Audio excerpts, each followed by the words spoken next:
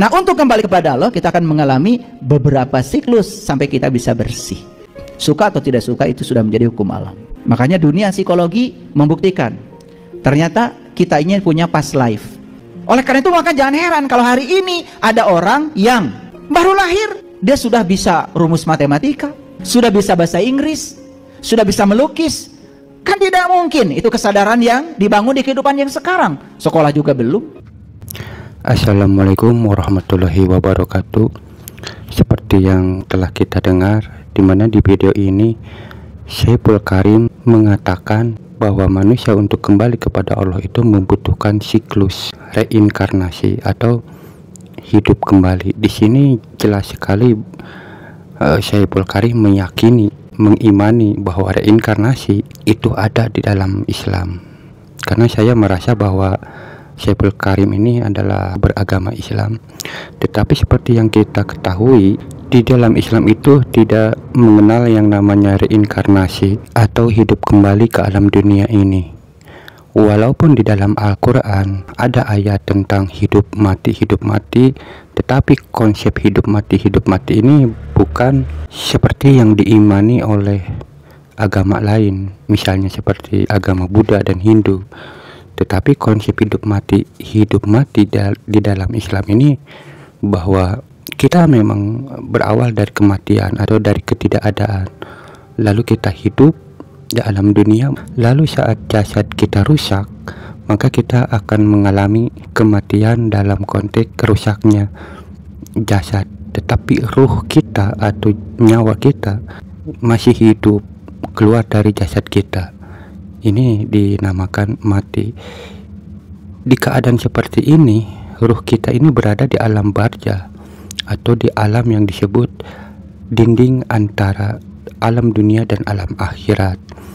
Di masa itu, ruh kita di saat itu menunggu sampai saatnya tiba, yaitu di mana jasad kita dibangkitkan kembali untuk dimintai pertanggungjawaban.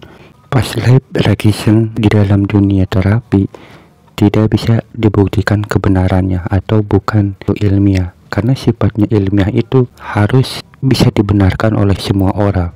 Tetapi dalam dunia terapi seperti ini, hipnosis seperti ini, itu sulit untuk dibenarkan oleh semua orang, sifatnya subjektif. Teknik past life regression ini caranya dengan cara dihipnosis atau dihipnotis untuk mengetahui memori yang berada di alam bawah sadar. Sementara alam bawah sadar ini, menurut saya sendiri bahwa alam bawah sadar ini merekam segala sesuatu semenjak kita hidup, baik itu tentang sebuah keyakinan, dongeng-dongeng, atau apapun, itu akan terekam alam bawah sadar. Jadi seandainya kita didoktrin oleh seseorang sesuatu hal yang misalnya kemustahilan karena didoktrin yang secara terus menerus, maka hal itu akan terafirmasi ke alam bawah sadar dan diyakini oleh alam bawah sadar. Nah, sesuatu yang ditimbulkan dalam alam bawah sadar ini sifatnya tidak logis. Coba bayangkan di saat seseorang dihipnotis, dikatakan misalnya di depan kamu itu ada seorang yang cantik, tetapi bagi diri kamu ini sangat menakutkan, maka seorang itu menjadi ketakutan sama sekali dengan seorang yang begitu cantiknya. Ini kan sesuatu yang tidak logis. Jadi kebenaran seperti itu ini sulit untuk dibenarkan. Jadi past life regression ini sulit untuk dibenarkan bahwa kita ini memiliki hubungan kehidupan dengan masa lalunya. Adapun contoh yang diungkapkan oleh Syekhul Karim ini tentang bahwa perbedaan setiap anak manusia, ini sesuatu bukti bahwa menurut Syekhul Karim bahwa itu karena pengaruh dari kehidupan di masa lalu. Setahu saya, anak yang baru lahir itu hanya bisa nangis, semuanya hanya bisa nangis. Tidak ada anak manusia yang baru lahir langsung bisa matematika, bisa inilah, bisa itu, tidak ada. Yang ada setiap anak manusia lahir pasti bisanya nangis. Tetapi beberapa tahun kemudian mereka terlihat memiliki bakat-bakat tertentu. Itu dikarenakan karena genetik keturunan dari kedua orang tuanya. Kebiasaan yang terus menerus dilakukan ini akan membentuk struktur DNA, dan DNA ini yang akan meneruskan ke generasi keturunannya.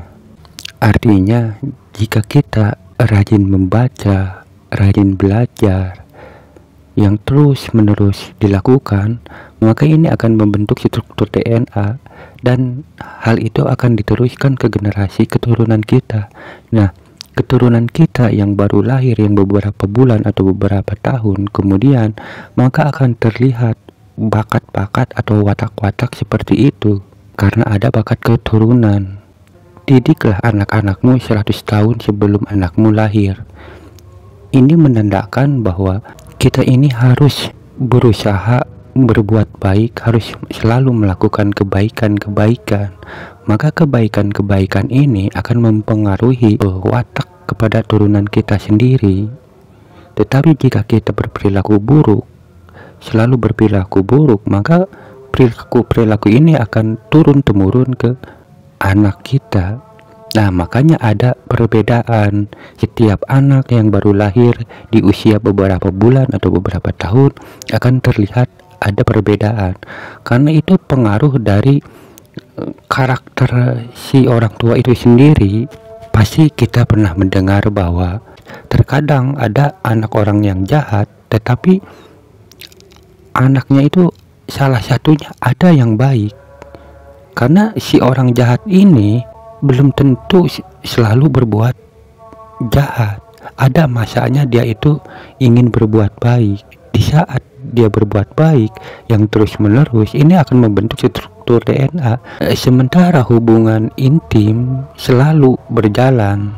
Nah, di ketika itulah akan lahir keturunan yang berbeda seperti yang lainnya. Ini sebuah perumpamaan agar kita bisa memahaminya.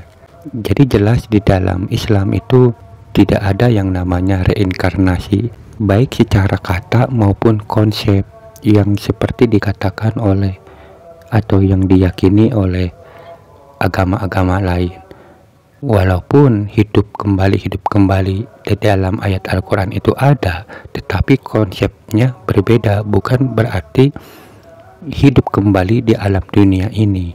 Di surat Al-Mu'minun ayat 99 dijelaskan, saat kematian datang kepada salah satu dari mereka, ia berkata, "Ya Tuhanku, kembalikanlah aku, agar aku dapat melakukan kebajikan yang telah aku tinggalkan." Sekali-kali tidak, sungguh itu adalah dalih yang diucapkan saja, dan di belakang mereka ada penghalang sampai hari ketika mereka dibangkitkan. Ayat ini jelas menentang adanya reinkarnasi yang dimana manusia bisa hidup kembali ke alam dunia. Ini satu ayat ini saja, ini sudah jelas bahwa reinkarnasi yang seperti diyakini oleh agama-agama lain, yang dimana setiap manusia akan mati lalu hidup kembali ke alam dunia, ini adalah sesuatu yang ditolak oleh keyakinan umat Islam, karena jelas di dalam Al-Quran hal ini dibahas bahwa Allah menolaknya, karena itulah alasannya seperti yang ada di ayat tersebut. Jadi jelas di dalam agama Islam reinkarnasi seperti yang kita kenal di keyakinan agama lain, di Islam itu tidak ada seperti itu.